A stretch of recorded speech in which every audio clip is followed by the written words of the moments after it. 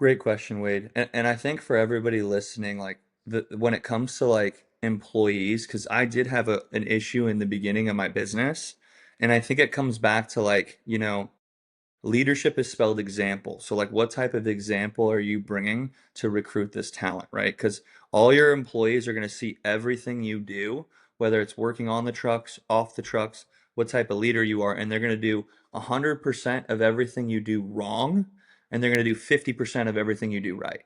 So you better make sure like the standard and example that you're making for them, or like the first one-on-one meeting you have with them, that you have a list of like, hey, here's our culture standards. Here's our team. Here's what you're going to come into. Here's our guys are all in shape. They're either all ex-athletes or current athletes. And we work hard, we work efficiently, and we work as a team. And I shouldn't say claim to fame, but our team motto is like we win as a team and we lose as a team. So like if a TV gets broken, it's not one person's problem. We point all the fingers. It's okay, where did we go wrong as a team? Why did we build a blanket bed? Why do we not, have a TV box? We know it's our policy that we don't take TVs without a TV box. And it all starts from the top and stems to the bottom, right? But to answer your question, Wade, I think a lot of it is like where are you fishing from, right? Like if you're fishing from the wrong side of town, you're gonna get the wrong side of like Hmm. employees, if you will, right?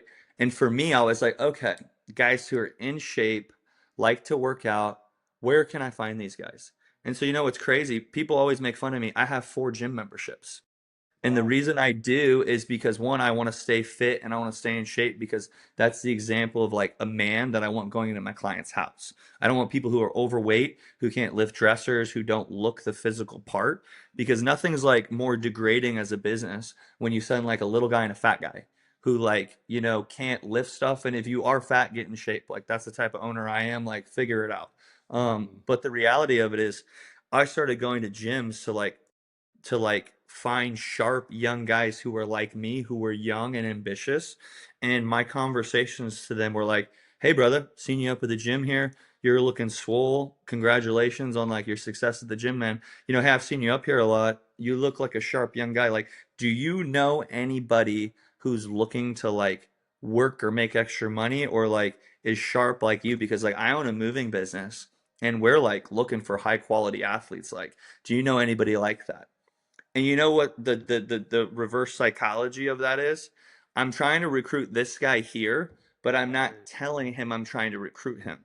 I'm calling him sharp and ambitious, which is true.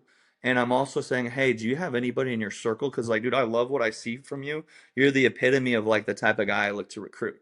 Hmm. Thanks, man. Like that's really nice of you. Well, I'm thinking of John Billy Bobber. Actually, I just lost my job and I'm looking to make some extra money. Like, what do you guys do?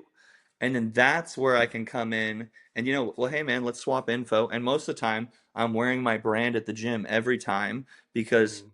I've had so many realtors, so many business owners see my gear, or I'd be pitching somebody. And this is for all you people who are listening right now. If I can teach you one lesson, is like I said earlier, you're the biggest walking, talking billboard for your business. I was in the first row of Lifetime, and I'll never forget this was probably 5 years ago in my business. And I'm pitching somebody about moving, and this realtor who is probably one of my best referral partners to this name is James Doblin, and he yells over the thing over the like 3 banisters if you've been in Lifetime. He's like, "Hey, you own a moving company?" I was like, "Yeah, brother, I'll be right over." So I give this guy my cards. I head over, swap info, sees my gear. We shook hands. We did one job from him, and probably since then we've done over $1 million in revenue from that Wow. one guy. And Wow. so I tell you guys this because like God is going to continue to put people in your circle, in your life, in your environment, and they're going to be doors. And it's like, do we have the keys to open these doors? Are you talking about your business? Are you excited to talk about your business? And you're going to be excited if your Google rating's amazing. You're going to be Hmm. exciting if you're delivering a great product. You're going to be excited if your guys are in the top-notch gear. You're going to be excited if you just do an amazing job. But if you're not doing any of that, it's going to make it really hard for you to go sell your product. Yeah. So to add to that, like once I started like having the highest quality product, providing the highest quality service, it made selling and getting jobs like so much easier. And then it made it even easier to get the talent that I needed to bring it in. Because what's the first thing that everybody does, Wade, when they hear about your business? What do they go do? You're gonna Google it.